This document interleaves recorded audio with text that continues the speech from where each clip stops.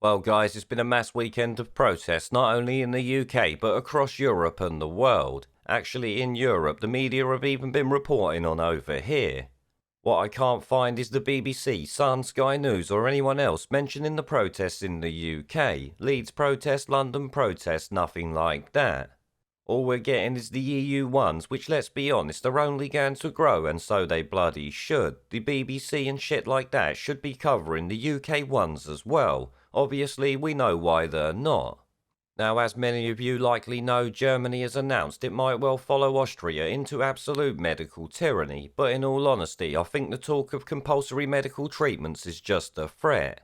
It would be impractical to implement and even enforce, and a breach of human rights that couldn't be overlooked by anyone, and something even jab people are gonna be against. We must always remember that most people don't really care what you do or don't do, end of bloody story. But the threats coming out of European governments and even our own shows to me they're at a desperation. That's why they're pushing the agenda as hard as they can while trying to save their asses politically if possible. Now, these protests in ever-growing numbers show the control is slipping with, like I said, people from both sides of the jab debate standing together and saying enough is enough, you tossers.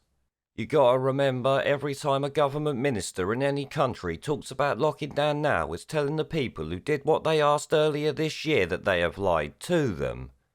You remember, do this for your freedom, which has now turned into sorry your freedom is no longer yours. Get back inside and obey us, you bloody peasants. Now, as I said, one of the key things that's missing from the coverage of the protests over the weekend is the media in the UK actually talking about anything that happened here. I guess them being completely peaceful meant the media couldn't smear them, so they've ignored it, hoping the majority of the population never hear about it. It is what they do after all, as many of you are likely gonna know. If something doesn't fit their agenda or can't be used against people they don't like, then they do their best to bury it. Let's be honest, they ain't called scum media for nothing, are they, after all? But it's gotta be said, well done to all of the people that went out and protested this weekend. I attended the London one and there was certainly a fair few people there. I don't know how many there was because I was on ground level, but it certainly seemed like a fuck ton, I've gotta say. And the ones all around the world were showing numbers that are massive. The media's reporting on them is probably 3 to 10 times below what it should be. This is not really surprising given the amount of times that they've done it before when they actually cover protests in the UK.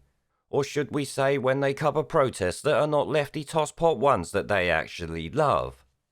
But guys, it has to be said that the narrative is certainly slipping and their control of the population is falling faster than Biden's cognitive ability.